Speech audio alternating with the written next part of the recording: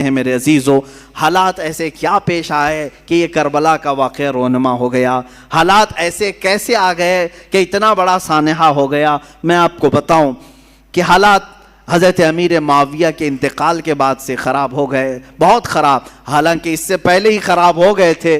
آپس میں جنگیں ہوئی، خانہ جنگیاں ہوئی، ایک دوسروں کی لڑائیاں ہوئی، میں ان سب کی طرف نہیں جاتا۔ مولا علی کرم اللہ وجہہ الکریم کی وفات کے بعد حضرت امیر معاویہ نے خلافت کا اعلان کیا، اور ان کی خلافت سن 40 ہجری سے لے کر 60 ہجری تک 20 سال تک چلی، اور 20 سال تک دمشق سے حضرت امیر معاویہ رضی اللہ تعالیٰ عنہ نے خلافت قائم کی، اور یہ چلتی رہی۔ اس دوران بہت سارے فتوحات بھی ہوئے، اسلامی سلطنتیں بڑھتی بھی رہیں، ان کا انتقال ہوا۔ اب جو معاملہ خراب ہوا وہ یہاں سے ہوا کہ حضرت امیر معاویہ کا بیٹا یزید تھا، وہ تھے صحابی رسول، حضور صلی اللہ علیہ وسلم کے سالے بھی لگتے ہیں رشتے میں، حضور کی زوجہ ہیں حضرت ام حبیبہ رضی اللہ تعالیٰ عنہ، جو حضرت امیر معاویہ کی سگی بہن ہے، اسی لیے حضرت امیر معاویہ کو امت کا ماموں بھی کہا جاتا ہے۔ وہ ام المومنین حضرت ام حبیبہ کے سگے بھائی ہیں۔ امیر معاویہ کا جو بیٹا تھا وہ ناہنجار تھا، وہ صحیح آدمی نہیں تھا، فاسق و فاجر تھا۔ ہاں، یہ اور بات ہے کہ روایات یہ بتاتی ہیں کہ ان کی زندگی میں اس کا فسق و فجور ظاہر نہیں تھا۔ ان کی زندگی میں باپ جب تک تھے اس کی برائیاں، اس کی عیاشیاں ظاہر نہیں تھیں۔ جیسے ہی ان کا انتقال ہوا، تخت پر یزید بیٹھا۔ یزید جیسے ہی خلافت قائم کر لیا دمشق میں، اور ملک شام والوں نے سب بیعت کر لیا، یزید کو حاکم مان لیا، اس کو خلیفہ امیر المومنین تسلیم کر لیا۔ لیکن جو صحابہ تھے، بڑے صحابہ، انہیں معلوم تھا اس کے حالات خراب ہیں، یہ اچھا آدمی نہیں ہے۔ اس کا شراب پینا بھی ثابت تھا، اس کا نماز ترک کرنا بھی ثابت تھا، دن بھر اس کا بندروں سے اور جانوروں سے کھیلنا بھی ثابت تھا۔ یہ سب چیزیں جنہوں نے دیکھا ہے، کیا اسے اپنا حاکم تسلیم کر لیں گے؟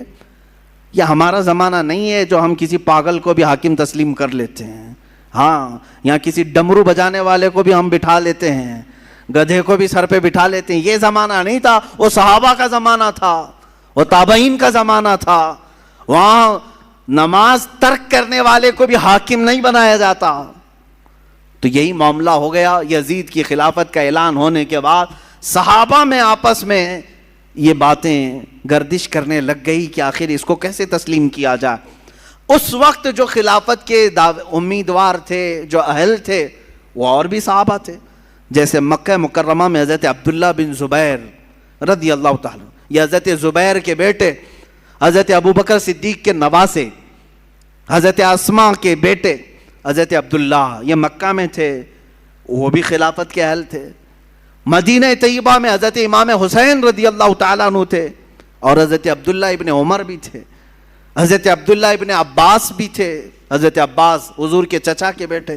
یہ بڑے صحابہ موجود تھے اس وقت۔ لیکن یزید نہ صحابی ہے، نہ حضور کی زندگی میں کبھی رہا ہے۔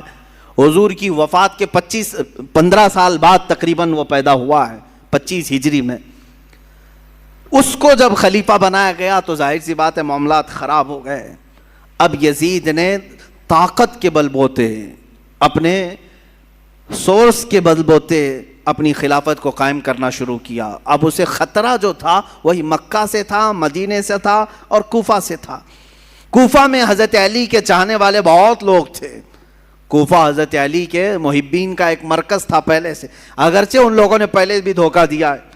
حضرت علی کا انتقال بھی کوفہ میں ہوا، حضرت امام حسن کا بھی زہر دیا گیا کوفہ میں، یہ سب حالات ہوئے۔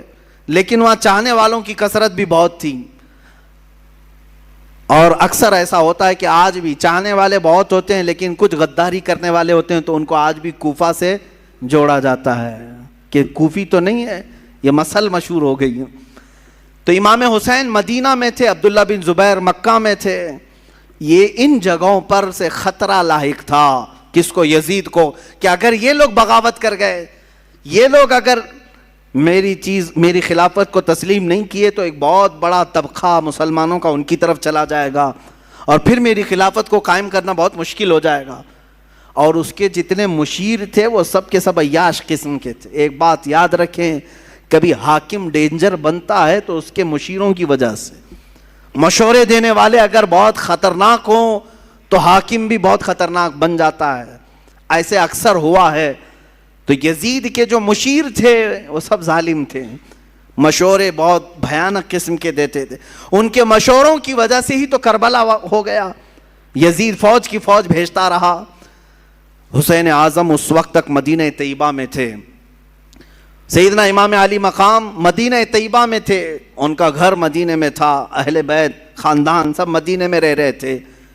اب یزید نے اپنا گورنر وہاں پر مدینہ طیبہ میں مقرر کیا اور سب سے پہلے بیعت لینے کے لیے مدینہ بھیجا. اور وہاں کے گورنر سے کہا حسین کو بلاؤ, عبداللہ بن عمر کو بلاؤ, اور جو مدینہ میں بڑے صحابہ ہیں ان کو بلاؤ اور ان سے میری بیعت لے لو, اور کہو کہ یزید امیر المومنین ہے, خلیفۃ المسلمین ہے. گورنر کو جیسے آرڈر آیا ان تینوں کو بلایا اس نے, اس میں امام حسین بھی تھے. گورنر نے کہا خلافت قائم ہو چکی ہے دمشق میں, آپ حضرات تسلیم کر لیں, آپ یزید کو خلیفہ مان لیں. حضرت امام حسین فوراً کھڑے ہو گئے. کیا تم مجھ سے ایسے کو خلیفہ ماننے کو کہتے ہو جس کی نمازوں کا کوئی ٹھکانہ نہیں, جو عیاش ہے, فسق و فجور میں مبتلا ہے, جو عورتوں کا دل دادا ہے؟ میں ہرگز تسلیم نہیں کرتا. آپ اٹھ کر کے چلے گئے. اس کے بعد جب یہ بات یزید کو پتہ چلی تو گورنر کو سخت آرڈر آیا کہ یا تو ان کی بیعت لے لو یا تو پھر ان کو قتل کر ڈالو. اتنا سخت حکم آیا تو جو گورنر تھا مدینے کا اس نے امام حسین کو بلایا اور کہا میں نہیں چاہتا کہ رسول اللہ کے گھر والوں کے ساتھ میں سختی کروں, اور مجھے میری نوکری کی بھی فکر ہے. میں اگر آپ کے ساتھ سختی کے ساتھ معاملہ نہ کروں تو یزید مجھے مار ڈالے گا, بیچ کا کوئی راستہ نکالیں. تو امام حسین نے کہا ٹھیک ہے, میں بیچ کا راستہ یہ نکالتا ہوں کہ میں مدینے سے نکل جاتا ہوں, میں مدینہ طیبہ سے ہی نکل جاتا ہوں تاکہ تجھے کوئی سختی وہ نہ کر سکے. اس نے گورنر نے کہا ٹھیک ہے آپ یہ کام کر سکتے ہیں. سیدنا امام حسین رات کے وقت اپنے گھر والوں کے پاس آتے ہیں. یہاں سے شروع ہوتی ہے داستان. اپنے گھر والوں سے کہتے ہیں آؤ اب ہمارے لیے مدینہ تنگ ہو گیا ہے, یزید کی سختیاں بڑھتی چلی جائیں گی, اس کے ظلم کی داستانیں اب رقم ہونا شروع ہو چکی ہیں. اپنے گھر والوں سے کہا ہم سب ہجرت کر رہے ہیں مدینہ طیبہ سے. سب نے پوچھا کہاں جا رہے ہیں؟ کہا مکہ مکرمہ جائیں گے, وہاں جا کر کے حرم کعبہ میں رہیں گے. حرم کعبہ میں کوئی جنگ و جدال نہیں کر سکتا, قتل و قتال نہیں کر سکتا, حرم کعبہ میں جا کر رہیں گے. آپ اندازہ کریں رسول پاک نے ہجرت کر کے مکہ کو چھوڑ کر مدینہ آباد کیا. ان کے نواسے کے ساتھ ایسا معاملہ پیش آ رہا ہے کہ انہیں مدینے سے ہجرت کر کے مکہ جانا پڑ رہا ہے. رات کے وقت اپنے گھر والوں کو اٹھایا اور جتنے لوگ تیار ہوئے ہیں اس میں اپنے عزیز خاندان کے لوگ تھے. مدینے سے پہلے کچھ ہی لوگ تیار ہوئے. آپ کی 2 بیویاں ساتھ میں تھیں, آپ کے شیر خوار بچے حضرت علی اصغر, آپ کے جوان بیٹے حضرت علی اکبر, آپ کے بھتیجے حضرت امام قاسم, اور آپ کی بھتیجی, اور آپ کی اپنی بڑی بیٹی حضرت سکینہ رضی اللہ تعالیٰ عنہا. یہ سب گھر والوں کا ایک قافلہ نکلا. پہلے تو یہ لوگ 12-15 کی تعداد میں تھے, اور صبح کا وقت تھا جب مدینے سے یہ قافلہ نکلنے کو تیار ہوا. روضہ رسول پر میرے آقا کی بارگاہ میں امام حسین آئے. میرے عزیزو اب پھر یہاں سے حالات ہمارے بے قابو کر جاتے ہیں. میں یہ چاہتا ہوں کہ اس بار کے بیانات میں اب ہم رونے دھونے کو فوقیت نہ دیں. غم حسین تو تڑپاتا ضرور ہے, لیکن ہم اپنے جذبوں کو جوان رکھنا چاہتے ہیں, اور ہم چاہتے ہیں کہ اب حسینی کردار ادا کرنے کا وقت آ جائے. ہمارے جوانوں میں پھر وہ غیرت بیدار ہو جائے کہ ہم دین کی خاطر ہر مصیبت کو اور مشقت کو اٹھانے کے لیے تیار ہو جائیں. حسین اعظم روضہ رسول پر آئے, میرے آقا صلی اللہ علیہ وسلم کو سلام پیش کیا اور درد بھری آواز سے کہا یا رسول اللہ, یا ابتا, اے میرے باپ. حضور کو اکثر وہ ابا کہہ کر کے ہی پکارتے تھے. میرے آقا کی بارگاہ میں پکار کر کے کہا آپ کے مدینے سے مجھے نکلنا پڑ رہا ہے, میرے لیے مدینہ تنگ کر دیا گیا, میرے چھوٹے بچے لے کر کے میں روانہ ہو رہا ہوں. یہ کیفیت تو میرے آقا ہی جانے. قبر اطہر سے اس حسین کو رخصت ہوتا ہوا دیکھ کر میرے آقا پر کیا گزر رہی ہوگی, جس کے گردن کو میرے آقا نے بوسے لیے, جس کو سونگھا کرتے تھے, جس کو دوش پر بٹھایا کرتے تھے, جس کو سجدوں پر اپنی پشت پر بٹھایا کرتے. اس حسین کی رخصتی یقیناً غم کا ماحول تو تھا. میرے آقا صلی اللہ علیہ وسلم کے روضہ اطہر سے نکل کر سیدہ کائنات فاطمہ الزہرا رضی اللہ تعالیٰ عنہا جو جنت البقیع میں دفن تھیں, ان کے روضے پر آئے. اپنی ماں کی تربت پر آپ نے لپٹ کر کے رویا اور رخصتی کی اجازت مانگی اور کہا آپ کا حسین اگر مدینہ چھوڑ رہا ہے تو صرف اس لیے کہ رسول اللہ کا یہ مدینہ خون سے آلودہ نہ ہو, مسلمانوں کا خون نہ بہے. میں مسلمانوں کا خون بہنا نہیں دیکھنا چاہتا اور مدینے کی حرمت کو پامال ہونے نہیں دینا چاہتا, مجھے اجازت دی جائے. حسین اعظم نے اپنی ماں سے اجازت لی, اپنے چھوٹے بچوں کا ایک قافلہ لے کر نکل پڑے. میرے عزیزوں, گھر والوں کا قافلہ جب مدینہ چھوڑ رہا ہے کیا کیفیت ہوتی ہے.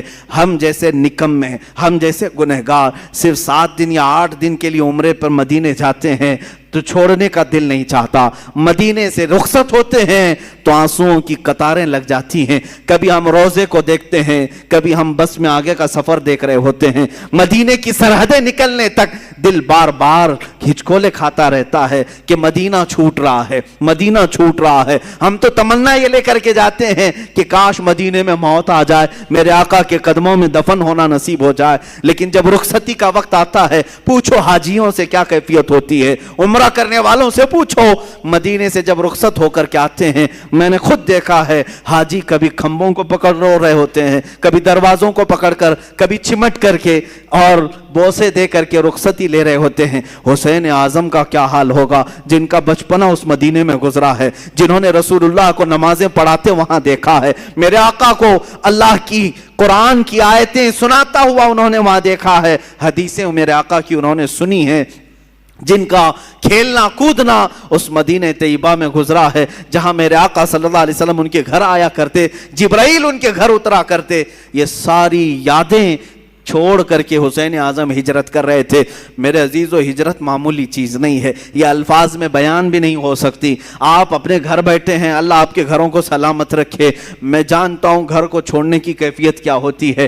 ہم جب اپنے گھر چھوڑ کر دوسری جگہ خدمت اسلام کے لیے بھی جا رہے ہوتے ہیں, مجھے یاد ہے وہ بات جب پڑھنے کے لیے ہم بچپن میں مدرسے جا رہے ہوتے تو پورا سفر ٹرین میں روتے ہوئے جاتے تھے. کبھی ماں کی شکل سامنے آتی, کبھی باپ کی شکل, کبھی دوست یاد آتے, کبھی بھائی یاد آتے. ہم جانے کے 1 مہینے تک وہاں روتے رہتے تھے. ہمیں معلوم ہے گھر کو چھوڑنے کی کیفیت کیا ہوتی ہے. اور وہ حسین اعظم اپنے اس مدینہ رسول کو چھوڑ کر جا رہے تھے جہاں ان کی ہزاروں یادیں تھیں, جہاں ان کی ہزاروں یادیں میرے آقا سے وابستہ تھیں.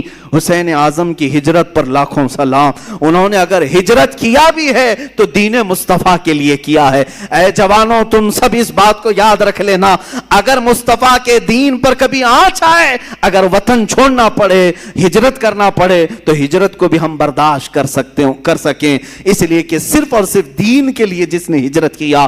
وَمَن يُهَاجِرْ فِي سَبِيلِ اللَّهِ, اللہ قرآن میں فرماتا ہے جو اللہ کی راہ میں ہجرت کیا, اگر بیچ راستے بھی اس کی موت آ جائے, اللہ اس کا اجر تیار کر رکھا ہے. ہجرت کا بڑا اجر و ثواب بھی ہے. میرے عزیزو, دین مصطفیٰ کے لیے یہ اٹھایا حسین اعظم نے سارا کشٹ, ساری مصیبتیں, ساری مشقتیں. یہاں سے نکل کر کے مکہ مکرمہ کا سفر کیا. مکہ مکرمہ جب پہنچے, امام عالی مقام, یہ شعبان کا مہینہ تھا اور شعبان کے بعد ٹھیک رمضان آنے والا تھا. مکہ والوں نے استقبال کیا اور اچھے سے سارے لوگ ملنے جلنے لگے اور کہا اچھا کیا آپ نے یہاں تشریف لائے, امن و امان کے ساتھ رہیں. یہاں تک تو معاملہ سب ٹھیک ہی تھا. امام حسین اگر مکہ ہی میں رہ جاتے, وہیں پر طواف کعبہ, حرم کعبہ میں مقیم رہتے تو کچھ ہونا نہ تھا. لیکن کیا کریں, قدرت کا لکھا ہوا وہ غالب آ کر رہے گا. ان کی شہادت اچانک نہیں ہوئی ہے میرے عزیزو. حسین اعظم کی شہادت ان کے بچپن میں ہی مشہور ہو گئی تھی. حضور اکرم صلی اللہ علیہ وسلم حضرت ام سلمہ اپنی زوجہ کے پاس ایک شیشی میں تھوڑی سی مٹی لا کر کے دیتے ہیں اور کہتے ہیں اے ام سلمہ جبرائیل میرے پاس آئے تھے اور انہوں نے کہا یا رسول اللہ آپ کی امت آپ کے اس نواسے کو ایک جگہ پر قتل کر دے گی اور خون بہا دے گی۔ میں رونے لگا تو جبرائیل اس جگہ کی مٹی بھی لا کر مجھے دے گئے۔ سلمہ کہتی ہیں میرے آقا نے وہ مٹی مجھے دی اور کہا جس دن یہ مٹی سرخ ہو جائے سمجھ لینا اے سلمہ میرا بیٹا شہید ہو گیا، میرا نواسہ شہید ہو گیا۔ یہ کب میرے آقا نے بشارت دی تھی؟ جب حسین اعظم کی عمر ابھی 5 سال کی تھی۔ 5 سال کی عمر میں ہی ان کی شہادت کی خبر مشہور ہو چکی تھی۔ پھر بھی لوگ کہتے ہیں حضور کو پیٹھ پیچھے کا علم نہیں تھا، جو اپنے نواسے کی 50 سال بعد ہونے والی شہادت کی خبر دے رہے ہوں۔ میرے آقا صلی اللہ علیہ وسلم غیب دان نبی ہیں۔ آقا کونین صلی اللہ علیہ وسلم نے فرمایا تھا اور قدرت کا لکھا غالبانہ تھا، رمضان کا مہینہ چل رہا تھا، بیچ رمضان میں کوفہ والوں نے خط لکھنا شروع کیا۔ یہ کوفہ شہر ہے کیا؟ یہ سارا ماجرا یہ کوفہ میں آ کر کے اٹکتا ہے۔ کوفہ والے ایک ایسا شہر ہے جس کو تقریباً 14 یا 16 ہجری میں بسایا گیا تھا، اور ان لوگوں کی فطرت میں اس طرح عیب نکالنا یا فوراً کسی کا ساتھ چھوڑ دینا یہ دغا بازی پہلے سے رہی اور شاید آج تک بھی ہوگی، آج تک بھی رہی ہوں۔ کوفی لوگ اس طرح کی دغا بازیاں کرتے رہے، لیکن وہ شیعان علی میں سے تھے، حضرت علی کی محبت کا دعویٰ کرتے تھے۔ تو حضرت امام حسین کا مدینے سے ہجرت کر کے مکہ آنا جیسے ان کو پتہ چل گیا کہ امام حسین نے یزید کی بیعت نہیں مانی، تو کوفہ والے بھی یزید کو نہیں مانتے تھے۔ انہوں نے کہا کہ اچھا ہو گیا ہمارے اوپر کوئی امام نہیں ہے، ہم خط لکھ کر کے حسین اعظم کو یہاں بلاتے ہیں، کوفہ میں ان کے ہاتھ پر بیعت کر کے ان کی خلافت کا اعلان کر دیں گے، اور پھر دھیرے دھیرے یزید کو بھی ختم کر دیں گے، اور ساری جگہوں پر ایک ہی خلافت قائم ہوگی، اور وہ ہوگی حسین اعظم کی خلافت۔ کوفہ والوں نے یہ سوچ کر کے خط لکھنا شروع کیا اور حضرت امام حسین کو کہا ہم آپ کے باپ کے وفادار ہیں، آپ کے بڑے بھائی کے وفادار ہیں، آپ تشریف لے آئیں۔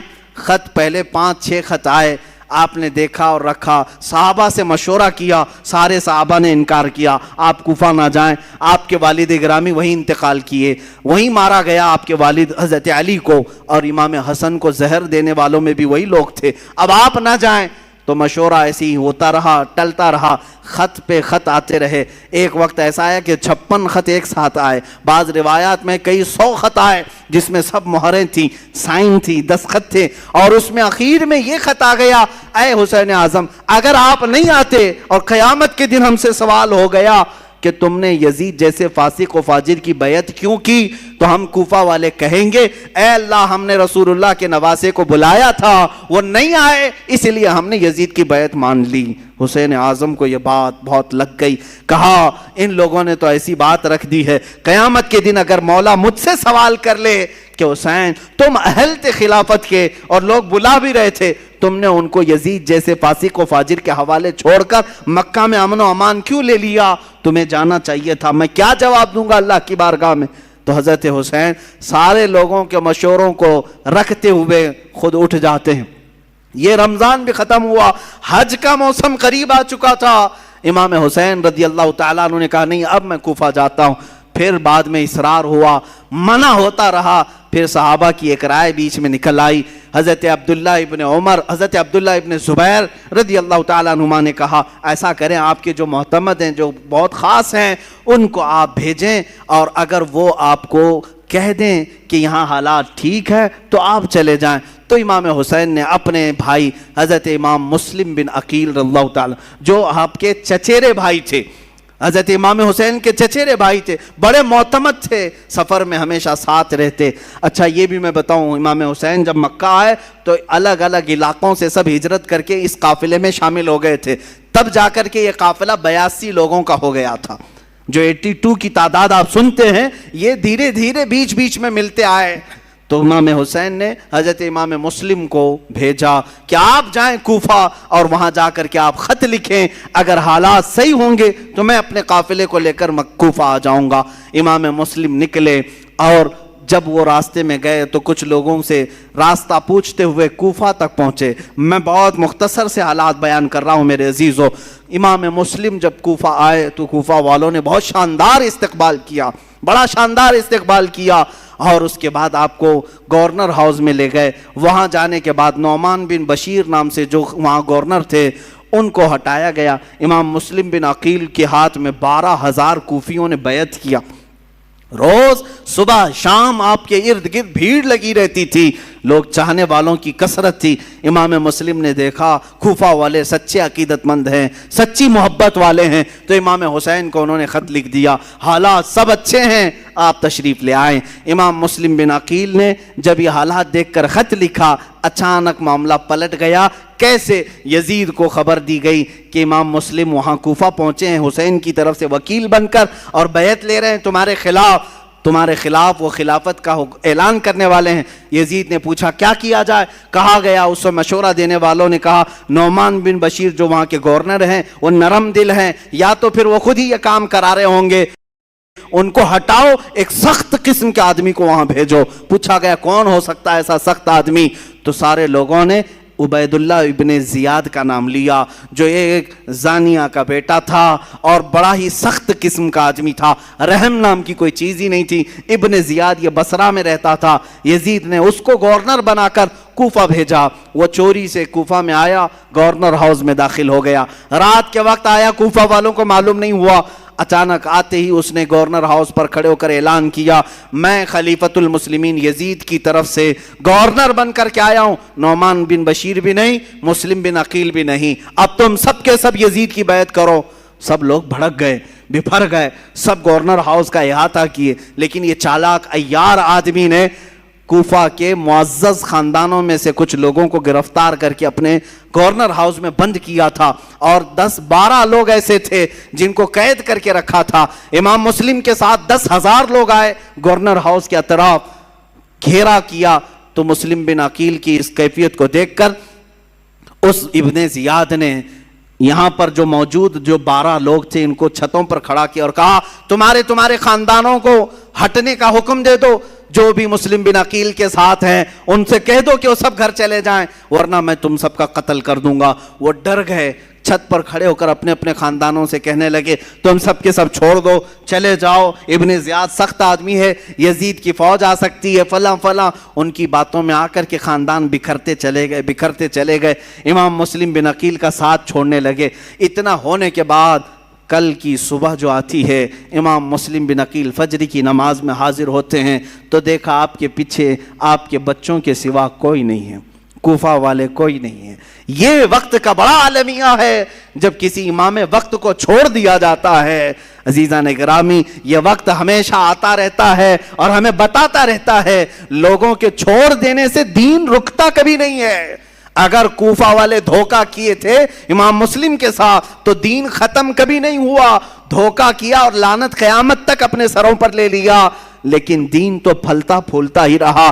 آج بھی میں کہتا ہوں دین کا کام اگر تم کرنے کے لیے کھڑے ہو گئے، اگر کسی نے تمہارا ساتھ چھوڑ دیا تو وہ لعنت کا شکار ہوگا، دین تو کبھی نہیں رکے گا، تمہارے ساتھ دین کا نام قیامت تک رہے گا۔ امام مسلم بن عقیل رضی اللہ تعالیٰ عنہ کو تنہا پا کر کے ایک ہانی بن عروہ نام سے شخص تھے، وہ بڑے معزز تھے، انہوں نے پناہ دیا اپنے گھر میں۔ ابن زیاد کو خبر لگی تو ہانی بن عروہ 80 سال کے تھے، ان کو بلایا اور گورنر ہاؤس میں اوپر سے انہیں ڈھکیل کر کے قتل کر دیا۔ جنہوں نے امام مسلم بن عقیل کو پناہ دیا تھا ان کا قتل کر دیا۔ پورے کوفہ میں بڑے بڑے لوگوں کا قتل کر کے لاشوں کو لٹکایا۔ یہی تو موب لنچنگ کے ویڈیو جو کی جاتی ہیں آج ڈرانے کے لیے، بھائے دکھانے کے لیے، کہ مسلم بن عقیل کے ساتھ یہی کیا گیا تھا، بڑے بڑے سرداروں کا قتل کر کے ان کی لاشوں کو لٹکا کر کے لوگوں کو ڈرایا جاتا تھا، دیکھو اگر تم بھی باز نہیں آئے یہی حال تمہارے ساتھ بھی ہوگا، ایسی لٹکائی جائے گی لاشیں۔ عزیزان گرامی، جو حسینی ہوتے ہیں وہ اس طرح کی موب لنچنگ سے کبھی ڈرتے نہیں ہیں، خوف نہیں کھاتے ہیں۔ آج بھی یہی کیا جا رہا ہے، جگہ جگہ پر مسلمانوں کو مار کر کے ان کی ویڈیو وائرل کی جاتی ہے۔ خوف نہ کھانا ہے مسلمانوں، جو مارے جائیں گے وہ شہادت کا مقام پائیں گے انشاءاللہ، اور جو ظلماً قتل کیے جائیں گے وہ جامع شہادت نوش کریں گے، اور باقی رہنے والے خوف اپنے دل سے نکالیں۔ اگر ہمارے 1000 ٹکڑے بھی ہو جائیں تو اسلام کے درخت کو کوئی آنچ نہیں آ سکتی، اس کی حفاظت تو اللہ نے اپنے ذمہ کرم پر لیا۔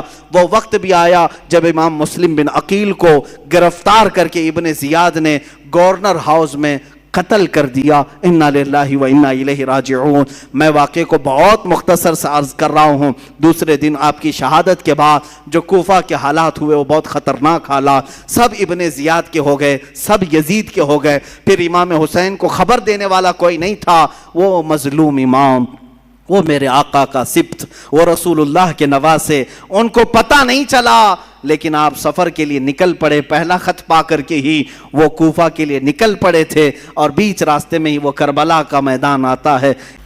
کربلا کے واقعات سنانے کا مطلب صرف یہ نہیں ہوتا کہ رو دھو کر کے لوگ غم ہلکا کر لیں، بلکہ کربلا کا ایک عظیم میسج یہ ہوتا ہے کہ ہم ہر سال تجدید ایمان کرتے ہیں، ایمان کو پھر سے جلا بخشنے کے لیے بیانات سنتے ہیں تاکہ ہمارے جذبے پھر سے جوان ہو جائیں۔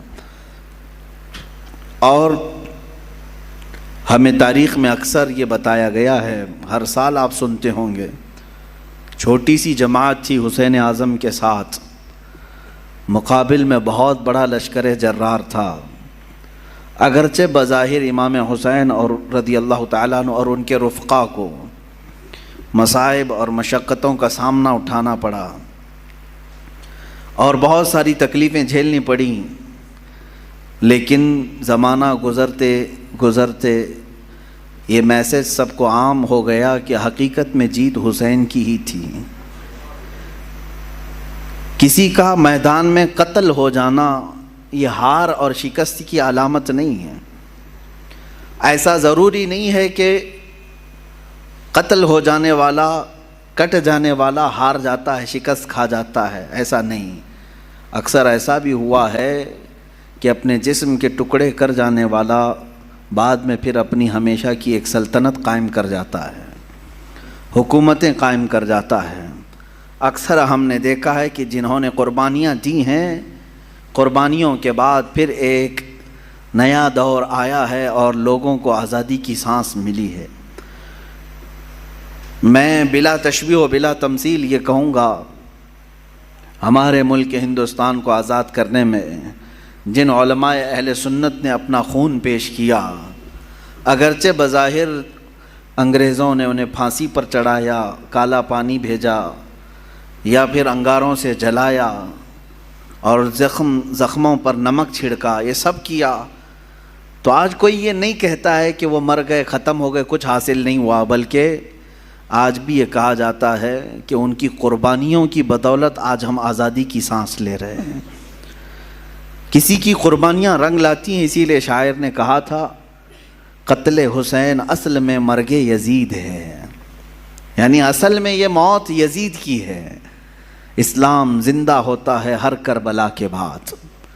عزیزان گرامی وقار، رسول پاک صلی اللہ تعالیٰ علیہ وسلم کے اہل بیت اطہار کے بیان سے میں آگے شروع کرتا ہوں۔ کربلا کے مختصر واقعات آپ کے سامنے عرض کروں، تفصیلاً آپ سنتے آئے ہیں، مگر اب میں اپنا مزاج یہ بدلنا چاہتا ہوں کہ ہم اب تک ان واقعات کو سن کر بہت روئے ہیں، اب رلانے کا وقت بھی آنا چاہیے۔ روئے بہت ہیں، ظالموں کی ظلم کو سنتے رہے اور مظلوموں کی آہ و بکا کو دیکھتے ہوئے ہم رو تو لیے، لیکن اب جذبہ ایسا جوان ہونا چاہیے کہ ظالموں کو رونے پر ہم بھی تو مجبور کریں کہ اب تمہارے بھی رونے کا وقت آ جائے۔ یہ اہل بیت اطہار حضور اکرم صلی اللہ تعالیٰ علیہ وسلم کے اس عظیم گھرانے کو کہتے ہیں جن کی پاکی اور صفائی قرآن نے خود بیان کی۔ قرآن خود کہتا ہے انما یرید اللہ لیذھب عنکم الرجس اہل البیت ویطہرکم تطہیرا۔ اللہ تعالیٰ تمہارے گھر سے ہر طرح کی ناپاکی کو دور کرنا چاہتا ہے۔ کس کے گھر سے؟ رسول پاک صلی اللہ علیہ وسلم کے، اور آپ کی اہل بیت کو خوب صاف ستھرا کرنا چاہتا ہے، اور کیا بھی اس نے۔ اللہ تعالیٰ نے حضور اکرم صلی اللہ تعالیٰ علیہ وسلم کے گھر میں جو افراد عطا کیے وہ دنیا کے سب سے عظیم لوگ ہیں۔ حضور اکرم صلی اللہ علیہ وسلم کی جتنی بیویاں ہیں ازواج مطہرات، وہ تمام مومنوں کی مائیں ہیں، امہات المومنین ہیں، سب سے عظیم مائیں ہیں۔ رسول پاک صلی اللہ علیہ وسلم کے جتنے بیٹیاں ہیں وہ سب سے عظیم بیٹیاں ہیں حضور اکرم صلی اللہ علیہ وسلم کی۔ اور ان کی عزت اللہ کے نزدیک بہت بلند ہے۔ اسی طرح حضور اکرم صلی اللہ علیہ وسلم کے خاندان کو جو شرف حاصل ہے وہ دنیا کے سارے خاندانوں میں سب سے افضل خاندان میرے آقا صلی اللہ علیہ وسلم کا ہے۔ آج بھی میرے عزیزو، آج بھی سارے نسب ختم کر دیے جائیں گے سوائے رسول اللہ کی خاندان کے۔ سادات جو ہوں گے، آج بھی جو سید ہوں گے میرے آقا صلی اللہ علیہ وسلم کی نسل سے، ان کا احترام ہم پر واجب ہے، ان کی تعظیم و تکریم ہم پر واجب ہے، اس لیے کہ رسول پاک صلی اللہ تعالیٰ علیہ وسلم کے گھر سے جو ان کی نسبت ہے، یہ نسبت ہی ہمارے لیے بہت بلند ہے۔ قرآن پاک کی آیت ہے قُلْ لَا أَسْأَلُكُمْ عَلَيْهِ أَجْرًا إِلَّا الْمَوَدَّةَ فِي الْقُرْبَى، اے محبوب آپ فرما دیں اپنے غلاموں سے کہ میں تم سے کوئی اجرت نہیں مانگتا۔ رسول پاک صلی اللہ علیہ وسلم نے ہم سے کوئی معاوضہ مانگا ہے؟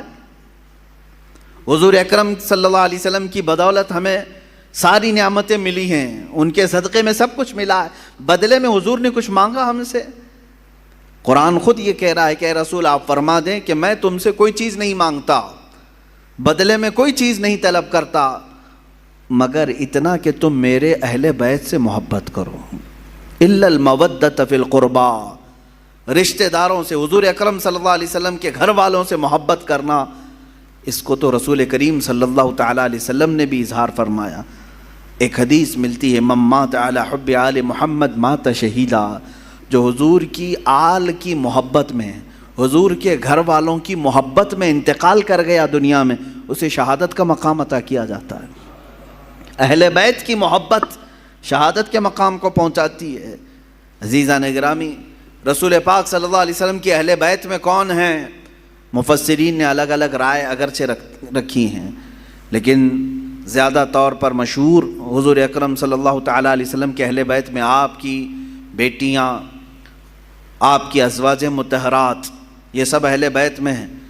ان میں سے بھی اخص جو خاص اہل بیت ہیں وہ سیدہ کائنات فاطمہ الزہرا رضی اللہ تعالیٰ عنہا، مولا علی کرم اللہ وجہہ الکریم، اور آپ کی اولاد حسنین کریمین رضوان اللہ تعالیٰ علیہم اجمعین، یہ سب اہل بیت میں سے ہیں۔ بلکہ ان کی اولاد جو بھی قیامت تک ہوگی وہ رسول پاک صلی اللہ علیہ وسلم کی اہل بیت میں سے ہوں گے۔ نبی کونین صلی اللہ تعالیٰ علیہ وسلم کی اہل بیت، ان کی عزت، ان کا احترام ہمارے لیے ضروری قرار دیا گیا، اور جو حضور کی آل سے بغض رکھتا ہے، ہلکی عداوت بھی رکھتا ہے، دشمنی رکھتا ہے، اس کا خاتمہ برا ہوگا۔ الا ان مثل اہل بیتی کمثل سفینۃ نوح من رکبها نجا ومن تخلف عنها ہلک۔ رسول پاک صلی اللہ علیہ وسلم ارشاد فرماتے ہیں آگاہ ہو جاؤ، میرے اہل بیت کی مثال نوح علیہ السلام کی کشتی کی طرح ہے۔ نوح علیہ السلام کے زمانے میں سیلاب آیا، طوفان آیا، اور اس وقت اگر کوئی نجات پایا تھا تو کون؟ صرف نوح علیہ السلام کی کشتی میں جو سوار ہوا، باقی سب ہلاک ہو گئے۔ پوری دنیا میں یہ پانی بھرا تھا، سب ہلاک و برباد ہوئے، سوائے اس کشتی کے سواروں کے کوئی نہیں بچا۔ تو اللہ کے حبیب صلی اللہ علیہ وسلم فرماتے ہیں میرے گھر والے، میرے اہل بیت نوح علیہ السلام کی کشتی کی طرح ہیں، جو انہیں تھام لیا وہ نجات پا گیا، جو ان سے دور ہوا وہ ہلاک ہو جائے گا۔ اہل بیت سے جو نفرت کیا یا ان سے دوری اختیار کیا وہ ہلاک ہو جائے گا۔ عزیزان گرامی وقار، یقیناً اہل بیت ہمارے لیے سر کا تاج ہیں، لیکن ساتھ میں ہمیں رسول پاک صلی اللہ علیہ وسلم نے اپنے صحابہ کی محبت بھی سکھائی ہے۔ حضور اکرم صلی اللہ علیہ وسلم کا یہ فرمان عالی شان ہے، اصحابی کالنجوم بأیہم اقتدیتم اہتدیتم، میرے صحابہ ستاروں کی مانند ہیں، تم جس کی بھی پیروی کرو گے ہدایت پا جاؤ گے۔ یہ میں کیوں آج عرض کر رہا ہوں؟ اہل بیت کا تذکرہ ہونا چاہیے، لیکن ساتھ میں نے صحابہ کا بھی ذکر کیا۔ وجہ یہ ہے میرے عزیزو کہ کچھ جماعتیں ایسی ہوں گی جو صحابہ سے نفرت کریں گی، حضور پاک صلی اللہ علیہ وسلم کے صحابہ کو کافر کہیں گی، مرتد کہیں گی، باغی کہیں گی، اور کچھ جماعتیں ایسی ہوں گی جو اہل بیت کو گالیاں دیں گی۔ صحابہ کی محبت تو دکھائیں گی لیکن اہل بیت کو گالیاں دیں گی۔ حضرت فاطمہ کو کہتے ہیں وہ بغاوت کرنے والی ہیں، حضرت امام حسین کے بارے میں کہتے ہیں انہوں نے یزید کے خلاف بغاوت کیا۔ یہ دونوں جماعتیں گمراہ ہیں جو اہل بیت کی نفرت پالتی ہیں یا صحابہ کی نفرت پالتے ہیں. یہ دونوں جماعتیں ہیں گمراہ ہیں. ان میں درمیانی جماعت وہ ہے جس کو مسلک اعلیٰ حضرت اہل سنت و جماعت کہتے ہیں. اہل سنت و جماعت یہ ہمارا درمیانی مسلک ہے. درمیانی کہ ہم کیا کہتے ہیں جس کو امام اہل سنت فاضل بریلوی نے یوں ارشاد فرمایا, اہل سنت کا ہے بیڑا پار اصحاب حضور, نجم ہے اور ناؤ ہے اطرت رسول اللہ کی. یہ اس شعر میں نجم کا نام آیا ہے, ناؤ کا نام آیا ہے. نجم کہتے ہیں تارے کو, نجم کس کو کہتے ہیں؟ ستارے کو. اور ناؤ کشتی کو کہتے ہیں. اعلیٰ حضرت فرماتے ہیں ہمارا بیڑا تو پار ہے الحمدللہ. صحابہ کو حضور نے کیا فرمایا؟ میرے صحابہ ستاروں کی طرح ہیں. اہل بیت کو کیا کہا حضور نے؟ کشتی کی طرح ہے. اعلیٰ حضرت فرماتے ہیں ہمارے پاس تارے بھی ہیں اور کشتی بھی ہے. ہاں, تارے رات کے وقت اندھیرا ہو جائے تو پہلے کے زمانے میں تاروں سے ہی راستہ طے کیا جاتا تھا. آج بھی یہ تارے اور کشتی کا کیا ملاپ ہے میں آپ کو بتاؤں. اتنی ٹیکنالوجی ترقی کر گئی, پھر بھی جانتے ہیں آپ جو شپ آج سمندروں میں چلتی ہیں, جو جہاز بڑی بڑی جہاز ہیں سمندروں میں چلتی ہیں, سمندر میں وہ راستہ کہاں سے؟ کوئی روڈ بنا ہوا ہے, کوئی ٹریک بنی ہوئی ہے؟ کیسے وہ چلتی ہیں؟ برابر رخ کیسے لیتی ہیں؟ پورے جہاز کو, پوری کشتی کو ستاروں پر چلایا جاتا ہے. آج بھی ستاروں پر راستے طے کیے جاتے ہیں. اب ٹیکنالوجی اتنی آ گئی اور روڈ اتنے بن گئے کہ کوئی اب راستہ تلاش کرنے کے لیے تارے دیکھتا ہی نہیں. پہلے کے لوگ سفر کرنے کے لیے بھی تارے دیکھتے تھے. ہر تارے کا ایک سمت ہوتا تھا, اس طرف یمن ہے, اس طرف شام ہے, اس طرف عراق ہے, وہ راستے اسی طرح سے طے کرتے تھے. اس لیے یہ دو چیزوں کا ملاپ بیان کیا گیا.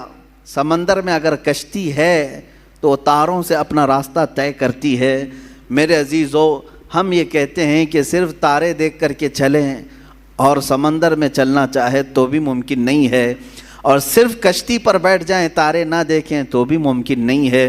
اسی لیے اعلیٰ حضرت نے فرمایا اہل سنت کا ہے بیڑا پار اصحاب حضور, نجم ہے اور ناؤ ہے اطرت رسول اللہ کی. اللہ کے رسول کی عطا کردہ دونوں نعمتیں ہمارے پاس ہیں. ہم صحابہ کی بھی عزت کرتے ہیں اور اہل بیت اطہار کی بھی عزت کرتے ہیں. ان دونوں میں سے کسی ایک کو بھی ہم خطا کار, گنہگار, معاذ اللہ رب العالمین, باغی, اس طرح کے الفاظ ہم ہرگز نہیں استعمال کرتے. اہل سنت کا یہ موقف رہا ہے. اب میں اہل بیت اطہار کے متعلق عرض کروں, اس میں خاص طور پر رسول پاک صلی اللہ تعالیٰ علیہ وسلم کے گھر والوں میں حسنین کریمین رضی اللہ تعالیٰ عنہما, ان کی قدر کیا تھی, ان کی عزت کیا تھی. صحابہ بھی حضور پاک صلی اللہ علیہ وسلم کے زمانے میں, حالانکہ ان کی عمر بہت کم تھی.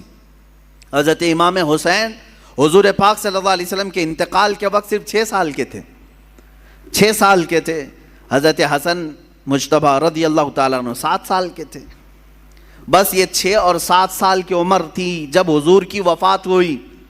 لیکن اتنے بچپن میں بھی صحابہ کرام کا حال یہ تھا کہ یہ اتنا ادب کرتے تھے کہ نماز کے عالم میں کبھی کبھار حضور پاک صلی اللہ علیہ وسلم امامت فرما رہے ہوتے اور یہ دونوں شہزادے پہلی صف میں آ جاتے ہیں یا مصلی کے پاس آ جاتے ہیں, آگے پیچھے چلتے ہیں, تو عام بچوں کی طرح انہیں ہٹایا نہیں جاتا تھا. ان کو نہ پہلی صف سے کوئی پیچھے کرنے والا ہوتا, نہ کوئی ادھر سے ادھر کرتا. میرے عزیز و دوسروں کے بچے آئیں تو ہم ادھر ادھر کر دیں, لیکن رسول اللہ کے شہزادوں کو صف کے آگے رکھ کر کے بھی صحابہ نماز پڑھتے تھے. اس لیے کہ ان صحابہ کو معلوم تھا کہ نماز ہماری اس وقت تک کمپلیٹ نہیں ہوگی جب تک نبی اور آل نبی پر درود نہ بھیجیں. ہاں, تحیات میں بیٹھنے کے بعد تو پڑھنا ہی پڑے گا نا, اللہم صلی علی محمد وعلی آل سیدنا محمد. ہم تو کہتے ہیں اے اللہ درود بھیج محمد صلی اللہ علیہ وسلم پر اور ان کی آل پر. تو صحابہ کی نمازیں کیسی ہوتی ہوں گی جب نماز میں تحیات پر بیٹھ کر کے یہ پڑھتے ہوں گے اللہ نبی پر تو درود بھیج, تو مصلی پر نبی کو دیکھ رہے ہوں گے, اور جب آل محمد پر درود بھیجتے ہوں ان شہزادوں کو پہلی صف میں دیکھ رہے ہوتے ہوں. ان صحابہ کی نمازیں کیسی ہوتی ہوں گی. بہرحال حسنین کریمین رضوان اللہ تعالیٰ علیہما, اللہ تعالیٰ نے ان کو رسول پاک صلی اللہ تعالیٰ علیہ وسلم کے گھر میں اس طرح سے ودیعت فرمایا کہ ان کا نام بھی جنتی نام رکھا گیا. حسن اور حسین میرے آقا نے فرمایا اسما من الجنتی، یہ جنت کے ناموں میں سے ہے، جنت کے ناموں میں سے ہے. اور میرے آقا صلی اللہ علیہ وسلم اکثر امام حسین کو سونگھتے تھے. چومنا الگ چیز ہے نا، بچوں کو ہم بوسہ دیتے ہیں، چومتے ہیں. حضرت امام حسین کو حضور پاک صلی اللہ علیہ وسلم سونگھتے تھے. چومنا بھی ہوتا ہے، میرے آقا صلی اللہ علیہ وسلم سے چومنا بھی، بوسہ لینا بھی ثابت ہے، لیکن اکثر آپ ان کی گردن کے پاس اور ان کے چہرے کے پاس سونگھتے تھے. اور میرے آقا صلی اللہ علیہ وسلم فرماتے ہیں ہما ریحانتی فی الجنہ، یہ دونوں میرے لیے جنت کے ریحان پھولوں میں سے ہیں. جنت کے جس طرح ریحان پھول ہیں، اللہ تعالیٰ نے حسن و حسین رضی اللہ تعالیٰ عنہما کو جنت کے پھولوں کی طرح خوشبودار بنایا تھا. اندازہ کرو میرے عزیزو، جن شہزادوں کی خوشبو خود سید الانبیاء سونگھ رہے ہو، تو کیا اہل بیت میں خوشبو نہیں ہوتی ہے؟ کیا رسول اللہ کے خاندان میں خوشبو نہیں ہوتی؟ یہاں پر مجھے وہ بات یاد آتی ہے، کسی نے مجھ سے کہا تھا کچھ سال پہلے، میں نے ایک واقعہ بیان کیا تھا، اعلیٰ حضرت امام احمد رضا خان فاضل بریلوی رضی اللہ تعالیٰ عنہ کے اہل بیت کا ادب کرنے کا ایک واقعہ مشہور ہے، جس کو ایک صاحب نے اعتراض کر کے کہا تھا کہ ایسا کیسا انہوں نے سونگھ لیا. سنیے، بریلی شریف میں پالکی چلتی تھی. پالکی اسٹیشن سے گھر جانا ہو، کہیں پر بھی جانا ہو تو 4 لوگ جو ہے ایک چھوٹی سی پالکی اٹھاتے تھے. جیسے اب رکشہ ہے، پہلے وہ لوگ مزدور اٹھا کر کے لے جاتے تھے. عام تھا، یہ مکہ میں بھی موجود تھا، طواف کرانے کے لیے پالکیاں ہوتی تھی، حبشی لوگ اٹھاتے تھے. بریلی میں امام اہل سنت فاضل بریلوی نے یہ کرائے کے پالکی والوں کو بلایا. اس میں 3 لوگ تھے یا 4 لوگ تھے یا جتنے بھی تھے، پالکی اٹھانے والوں نے کرایہ طے کیا، اٹھا لیا. تھوڑی دیر کے بعد اعلیٰ حضرت فاضل بریلوی رضی اللہ تعالیٰ عنہ کہنے لگے روک دو روک دو. روکا گیا، اتر گئے، کہا کہ تم میں سے کوئی سید زادہ ہے؟ پالکی اٹھانے والوں میں سے کوئی سید زادہ ہے؟ تو لوگوں نے کہا میاں تمہیں تو کرائے سے مطلب ہے، کرایہ دو اور چلو آگے، پیسے دو اور اپنا، یہ کیا ہے، سید ہے، پٹھان ہے، کوئی بھی تو اٹھائے. اعلیٰ حضرت نے کہا ہرگز نہیں، میرا یہ شیوا نہیں ہے کہ کسی سید زادے پر میں سوار ہو جاؤں. آپ نے بار بار اصرار کیا تو ان پالکی اٹھانے والوں میں ایک سید زادہ تھا. انہوں نے کہا کہ ہاں میں سید ہوں. اللہ اکبر. تھوڑی دیر ہی سوار ہوئے تھے، اعلیٰ حضرت رضی اللہ تعالیٰ عنہ ان کے ہاتھوں کو پکڑ لیا، رونے لگے. بڑی خطا ہو گئی مجھ سے، غلطی ہو گئی، میں قیامت کے دن کیا منہ دکھاؤں گا رسول پاک کو کہ احمد رضا تو میرے بیٹے کے کندھے پر سوار ہوا تھا.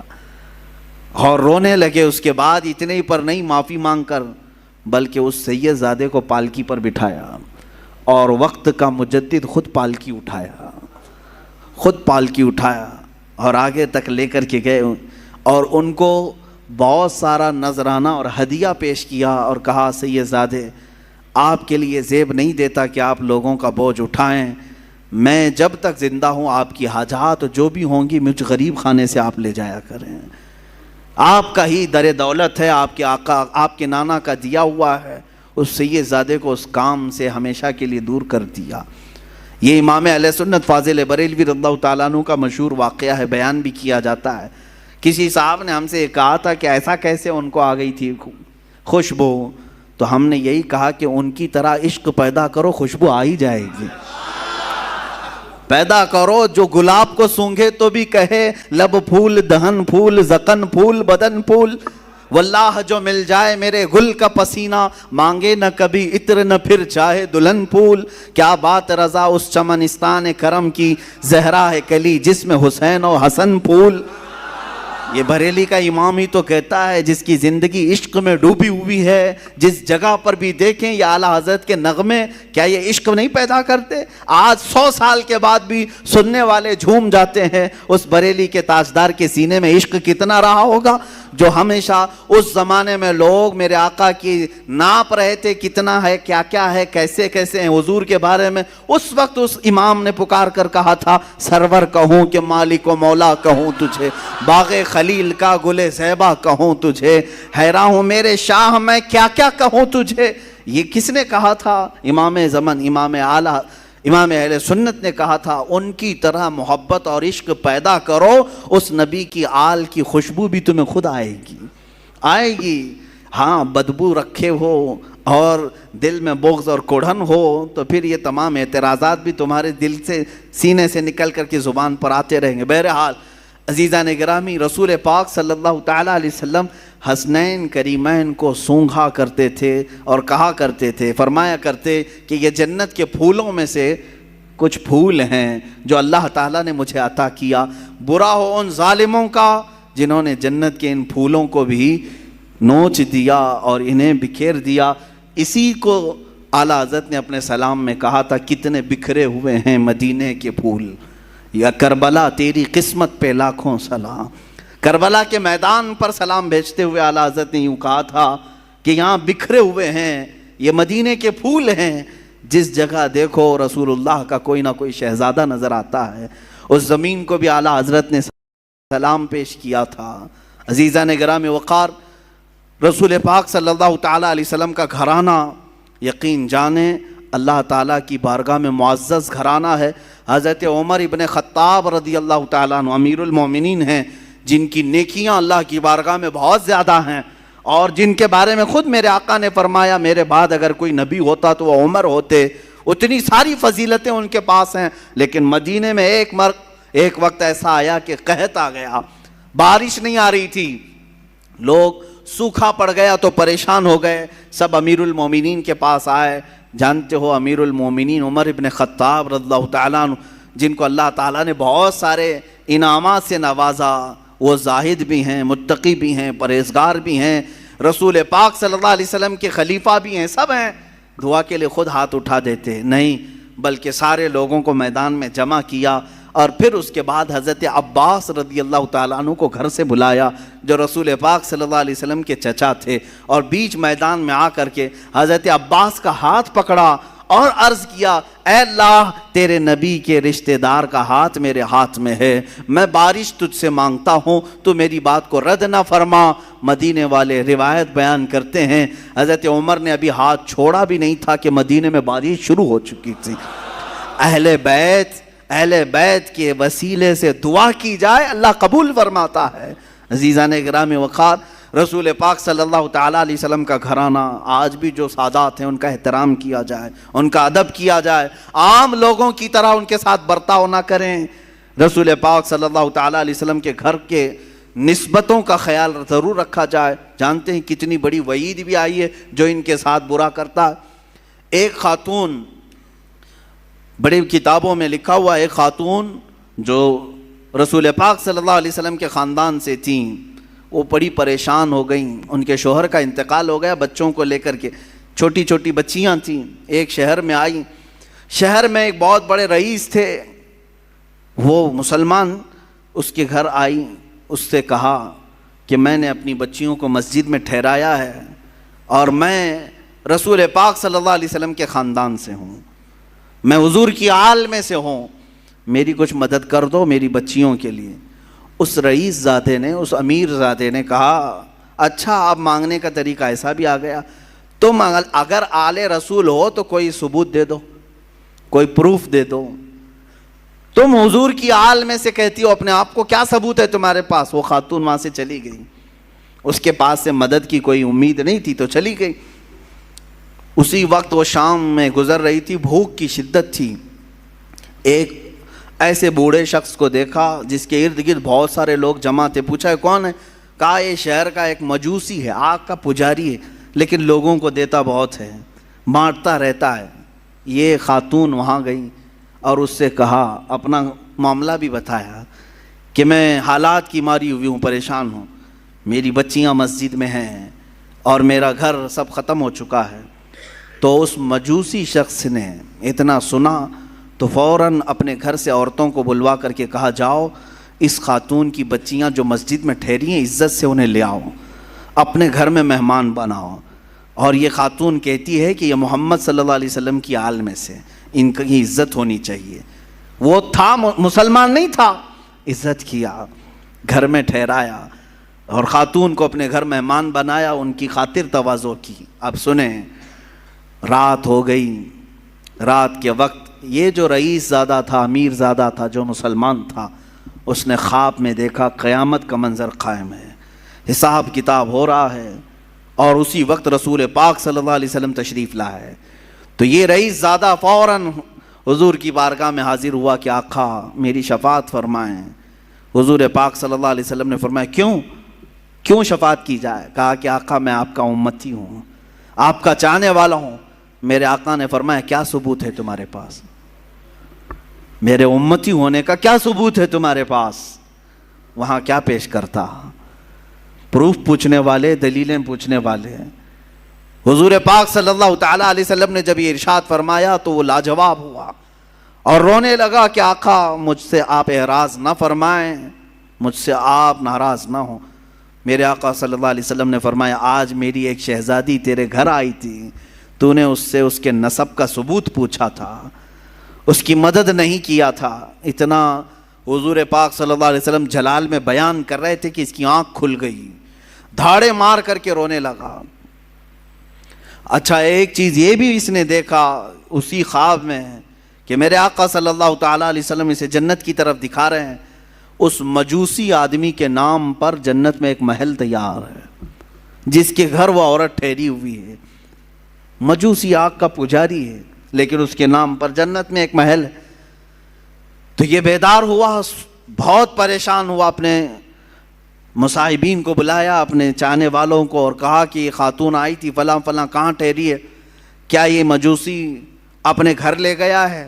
سبوں نے تحقیق کی تو پتہ چلا ہاں اس مجوسی کے گھر ٹھہری۔ یہ دوڑا ہوا وہاں پہنچا، گیا اور اس مجوسی سے کہا کل رات جو خاتون تمہارے گھر آئی ہے برائے مہربانی اسے ہمارے گھر بھیج دو، وہ ہمارے مذہب سے ہے، ہمارے دین سے ہے، ہم اسے مہمان بنائیں گے۔ اس مجوسی نے کہا ایسا نہیں ہو سکتا۔ اس رئیس زادے نے کہا 1000 درہم میں تجھے تحفے میں دیتا ہوں، قبول کر لے۔ اس مجوسی نے کہا اس کا 10 گنا بھی دو تو میں اس مہمان کو تمہارے حوالے نہیں کروں گا۔ اس مجوسی نے اتنا اصرار کیا تو یہ پوچھنے لگا آخر اس عورت میں کیا ہے؟ کہا جو تو خواب دیکھ کر آیا ہے وہ سچ خواب دیکھ کے آیا ہے۔ کل جب وہ خاتون ہمارے گھر آئی، ہم رات کے وقت سوئے تھے، خواب میں رسول پاک صلی اللہ علیہ وسلم تشریف لائے، مجھے اور میرے پورے گھر والوں کو میرے آقا نے خود کلمہ پڑھایا۔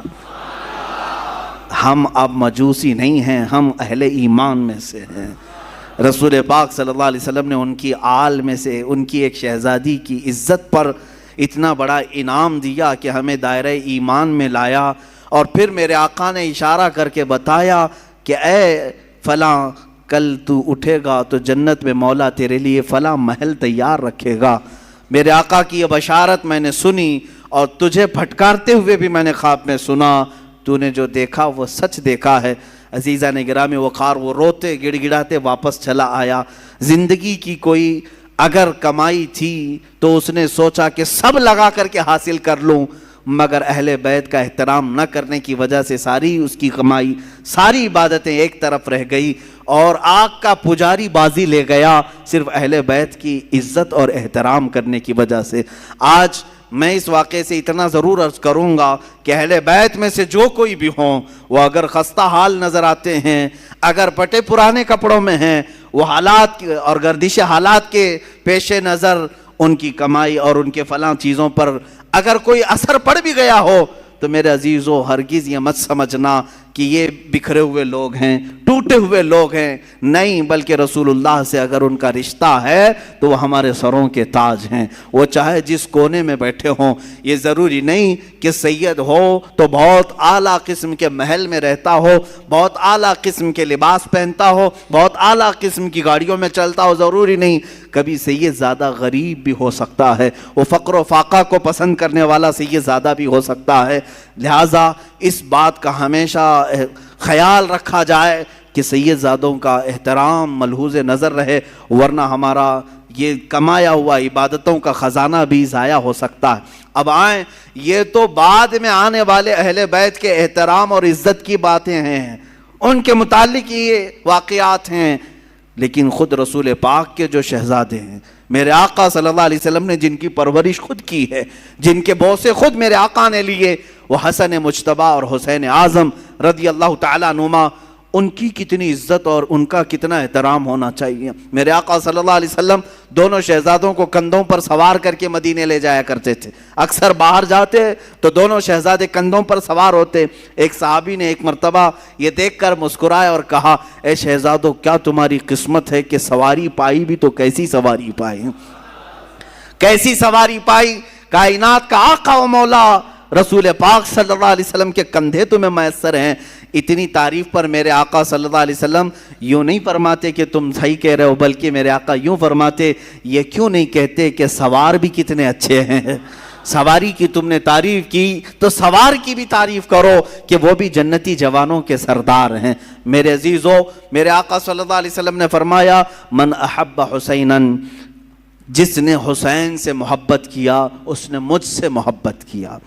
اور میرے آقا صلی اللہ علیہ وسلم کی ایک حدیث یہ بھی ہے کہ انا من الحسین و حسین منی و انا من حسین، حسین مجھ سے ہے اور میں حسین سے ہوں۔ یہ کیسی بات ہے؟ حسین مجھ سے ہیں اور میں حسین سے ہوں۔ ایک جملہ تو اس میں سمجھ میں آتا ہے، حسین مجھ سے ہیں، حضور نے فرمایا۔ یقیناً اولاد باپ سے ہی ہوتی ہے، اولاد اس کے دادا نانا سے ہی ہوتی ہے۔ میرے آقا صلی اللہ علیہ وسلم کا یہ فرمان سب کو معلوم ہوگا۔ حضور نے فرمایا حسین مجھ سے ہیں۔ یقیناً حضرت فاطمہ حضور کی بیٹی ہیں اور حضرت امام حسین حضرت فاطمہ کے لخت جگر ہیں، تو حسین حضور سے ہیں۔ لیکن جو دوسرا جملہ ہے، میرے آقا نے فرمایا میں حسین سے ہوں، یہ کیسے؟ میں حسین سے ہوں، بھلا کوئی نانا اپنے نواسے سے ہو سکتا ہے؟ لیکن میرے آقا نے فرمایا، ہم محدثین اس کی تشریح میں فرماتے ہیں حسین مجھ سے ہیں کا مطلب یہ ہے کہ اولاد کے اعتبار سے حسین رسول سے ہی ہیں، اور حضور نے جو فرمایا میں حسین سے ہوں، اس کا مطلب ہے کہ میرا پورا دین حسین سے چلنا ہے۔ اسی کی تشریح کرتے ہوئے امام الہند سلطان الاولیاء غریب نواز نے فرمایا تھا، شاہ است حسین بادشاہ است حسین، دین است حسین دین پناہ است حسین، سرداد نداد دست در دست یزید، حقا کے بنائے لا الہ است حسین۔ فرماتے ہیں معین الدین حسن چشتی غریب نواز اپنے ہی دادا اور اپنے ہی نانا کی شان میں امام حسین شاہ ہیں، شاہ نہیں بلکہ بادشاہ ہیں۔ شاہ میں اور بادشاہ میں فرق سمجھ میں آتا ہے؟ ویسے تو سب لوگ کہتے ہوں گے فلاں شاہ ہے فلاں بادشاہ ہے، دونوں میں فرق ہے۔ شاہ جو ہے سلطان کو کہتے ہیں، اور بادشاہ کنگ میکر کو کہتے ہیں، جو بادشاہ بناتا ہے، جو شاہ بناتا ہے اس کو بادشاہ کہا جاتا ہے۔ اور دین است حسین دین پناہ است حسین، حسین پورے دین کا نام ہے، حسین دین کی حفاظت کرنے والے کا نام ہے۔ اپنا سر دے دیا، ہاتھ یزید کے ہاتھ میں نہیں دیا۔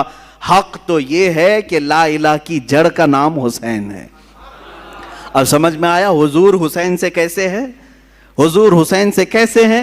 رسول پاک صلی اللہ علیہ وسلم کا دین حسین سے ہے۔ جو حسین پاک سے نفرت کیا، بغاوت کیا، وہ دین سے نکلنے والوں میں سے ہے، خارج ہونے والوں میں سے ہے، میرے آقا صلی اللہ علیہ وسلم کو ایذا دینے والوں میں سے ہے۔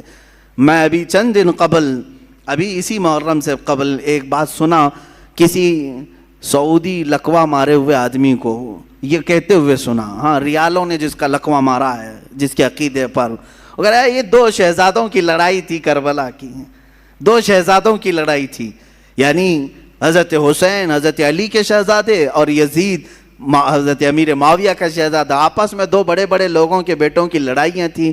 اس بیوقوف کو معلوم کہاں ہے، کہاں کس کو شہزادہ کر رہا ہے، کس کو شہزادہ کہہ رہا ہے۔ ہاں حسین ابن علی رضی اللہ تعالیٰ یقیناً شہزادہ رسول ہیں، لیکن یزید کو شہزادہ کہا جائے گا؟ پلید ہے، جس کے نام کے ساتھ ہم پلید کا لفظ استعمال کرتے ہیں۔ یہ شہزادوں کی لڑائیاں نہیں تھی، حق و باطل کی لڑائی تھی، حق و باطل کی لڑائی تھی، اور نہ ہی دو خاندانوں کی لڑائی تھی، اور نہ ہی یہ سیاست کا معاملہ تھا جیسے آج کچھ لوگ یہ بھی پیش کرنا چاہتے ہیں۔ جیسے پہلے یہ جوکر نائک کہتا تھا کہ یہ سیاست کا معاملہ تھا، یہ سیاسی معاملات تھے جس کی وجہ سے یہ لڑائیاں ہو گئی۔ ان کو ایسا لگتا ہے کہ سیاست اس وقت ایسی ہی تھی جیسے الیکشن کے لیے، ووٹنگ کے لیے جگہ جگہ گھومنا پڑے۔ ارے حسین اعظم ہے، حسین اعظم ہے، رسول اللہ کے نواسے ہیں۔ اللہ تعالیٰ نے ان کو اتنی طاقت و قوت عطا کی تھی، وہ چاہتے تو پوری دنیا پر اپنی حکمرانی قائم کر لیتے. انہوں نے میرے آقا کے فقر و فاقے کو پسند کیا. اگر ان کو حکومت ہی پیاری تھی اور سیاست ہی کرنا تھا تو اپنے باپ کے انتقال کے بعد فوراً کھڑے ہو جاتے. حضرت امیر معاویہ 20 سال تک خلیفہ رہے, تب تک امام حسین نے نہیں مطالبہ کیا. اگر ان کو یہی سب شوق تھا بادشاہت کا, سیاست کا, تو وہ تو حضرت علی کے بیٹے تھے. خلافت حضرت علی کے بعد ختم ہو رہی تھی تو وہ دعویٰ کر سکتے تھے کہ میرے باپ کی خلافت اب مجھے آئے. نہیں دعویٰ کیا کبھی. یہاں سے بات سمجھ میں آتی ہے 20 سال کے بعد اگر وہ مدینے سے اٹھ رہے ہیں تو صرف اس بات پر اٹھ رہے ہیں کہ نبی کونین کے دین پر کوئی غدار اور فاسق و فاجر کرسی نہ بچھا سکے. اور آج تک میرے عزیزوں اس کا اثر دیکھنے کو ملتا ہے. حسین اعظم کا ایک مرتبہ کھڑا ہو جانا اس زمانے میں, اس کا اثر آج تک دکھتا ہے. مجھے بتاؤ کس مسجد کے امام کو آپ چور رکھتے ہیں؟ چور ڈکیت ہو, لفنگا ہو, اناڑی ہو, ٹپوری ہو, جس طرح کا بھی ہو, اسے امام بناتے ہیں آپ؟ کیوں نہیں بناتے؟ بزنس تو کرتے ہیں, سب کچھ کرتے ہیں ایسے لوگوں کے ساتھ, لیکن مصلے پر آپ ہر چیز دیکھتے ہیں. داڑھی پوری ہے کہ نہیں, کپڑے صحیح ہے کہ نہیں, داغ تو نہیں لگے اس کو. ہاں, اور اگر یہ امام کہیں ادھر ادھر کس سے مل رہا ہے کس سے نہیں مل رہا ہے یہ تک آپ نظر رکھتے ہیں. اچھی بات ہے, نظر رکھتے ہیں, ٹھیک ہے. امام کے پیچھے پڑے رہتے ہیں, کیوں؟ اس کی وجہ یہی ہے کہ آپ اپنا امام ویسا ہی دیکھنا چاہتے ہیں جیسے امام حسین نے تصور دیا ہے. ہم حسینی ہیں الحمدللہ. بھائی یزید کو آپ نے امام تسلیم اسی لیے نہیں کیا کہ اگر رسول اللہ کے نواسے نے اس وقت اس کو امیر المومنین کہہ دیا ہوتا تو پھر قیامت تک آنے والے سب لوگ یہ دلیل بناتے رسول اللہ کے نواسے نے جب ایک فاسق و فاجر کو امام بنایا تھا تو ہماری مسجدوں کا امام چور ہو جائے تو کیا فرق پڑتا ہے؟ لوگ دلیل بنا سکتے. امام علی مقام نے قیامت تک آنے والوں کے لیے ایک ایسا مشعل پیدا کیا, ایک ایسی روشنی بنائی کہ اسی کے بل بوتے آج تک ہم چل رہے ہیں. عزیزان گرامی, حسنین کریمین رضوان اللہ تعالی علیہما حضور پاک صلی اللہ تعالی علیہ وسلم کی گود میں کھیلنے والے, یہاں تک کہ اکثر حضور کا جبہ مبارکہ کافی کشادہ ہوتا, کبھی پہن کے آتے ہیں. تو صحابہ روایت کرتے ہیں کہ کبھی کبھار حضور اکرم صلی اللہ علیہ وسلم اپنے جبے کے اندر کوئی چیز چھپا کر کے آتے تو ہم دیکھتے کوئی قیمتی چیز چھپا کر آئے ٹھنڈیوں کے دنوں میں, لیکن وہ قیمتی چیز وہی شہزادے ہوتے تھے, حضور کے جبے میں چھپے ہوئے ہوتے ہیں. حضرت حسن مجتبی اور حسین اعظم رضی اللہ تعالیٰ. آپ اندازہ کریں صحابہ اکرام حضور صلی اللہ علیہ وسلم کی ایک جھلک دیکھنے کے لیے بے قرار رہتے, صحابہ حضور کے مہر نبوت کو دیکھنے کے لیے بے قرار رہتے, حضور اکرم صلی اللہ علیہ وسلم کے بوسے لینے کے لیے بے قرار رہتے. ان شہزادوں کی عظمت اور ان کی قسمت کو دیکھیں کہ ہمیشہ حضور کے جسم مبارکہ سے لگے ہوئے ہوتے تھے, یہاں تک کہ سجدے میں میرے آقا جائیں تو اس پر سوار بھی ہو جاتے تھے. میرے آقا ان کو ہٹاتے نہیں تھے, لمبا سجدہ کر لیتے لیکن ان شہزادوں کو گرنے نہیں دیتے تھے. یہ ان شہزادوں کی تربیت ہے. ایک دن حضرت فاطمہ بے قرار تھیں, بچے نظر نہیں آ رہے ہیں. حضور پاک صلی اللہ علیہ وسلم گھر میں آئے, پوچھا بچے کہاں ہیں؟ حضرت فاطمہ کہتی ہے میں کب سے ڈھونڈ رہی ہوں, بچے نہیں مل رہے, چھوٹے چھوٹے تھے. رسول پاک صلی اللہ تعالیٰ علیہ وسلم ڈھونڈنے کے لیے بھیجے تو دیکھتے ہیں مدینہ مسجد نبوی کے تھوڑا سا دور ایک درخت کے نیچے دونوں بچے بیٹھے ہوئے ہیں, کھیل رہے ہیں, لیکن جبرائیل امین دونوں پر سایہ کیے ہوئے ہیں. ہاں, فرشتے سایہ کیے ہوئے رہتے ہیں. اور یہی حسنین کریمین ہیں.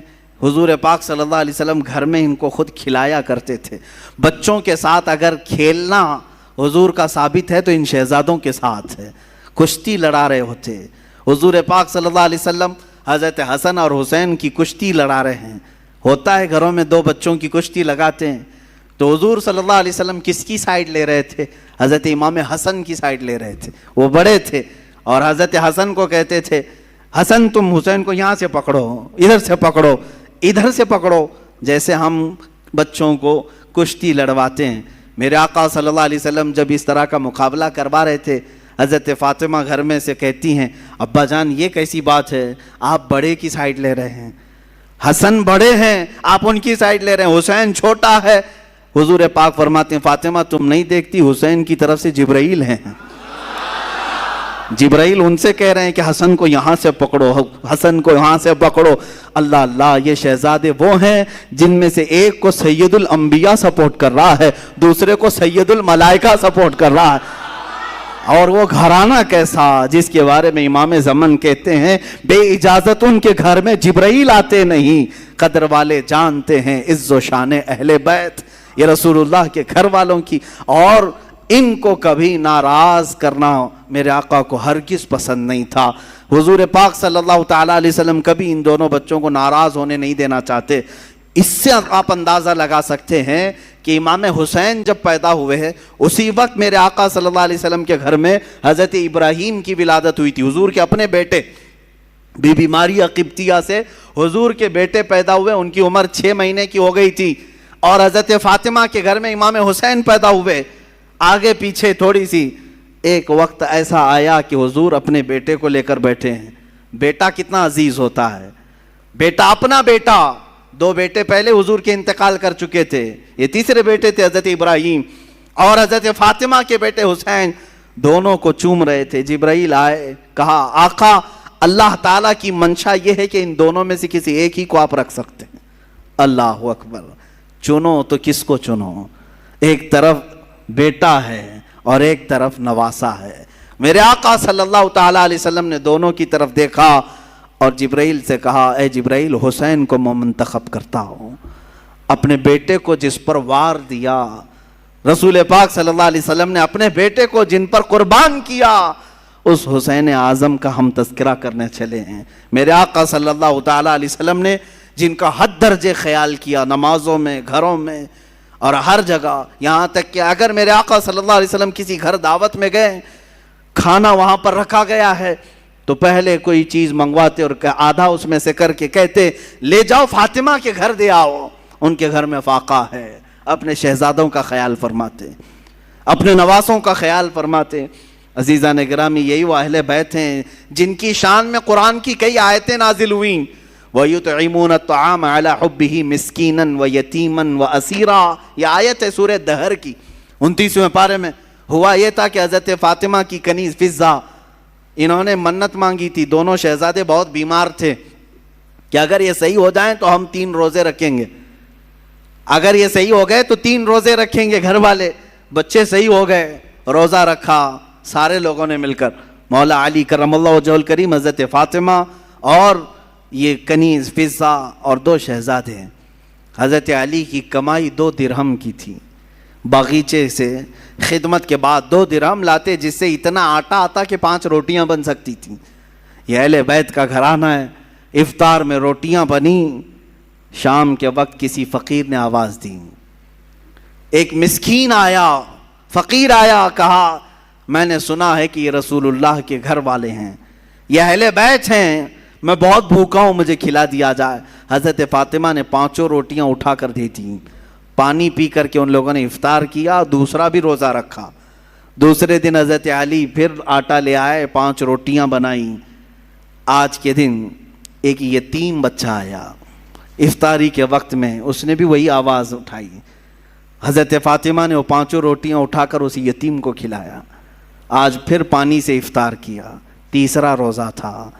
تیسرے روزے کے دن حضرت علی خود محنت کر کے اتنے پیسے لے آئے کہ پھر 5 روٹیاں بنی. اس دن افطار کے لیے بیٹھے تو جیل سے چھوٹا ہوا ایک قیدی آیا, کہا میں ہر گھر کو کھٹکھٹا لیا, مجھے کوئی نہیں کھلایا.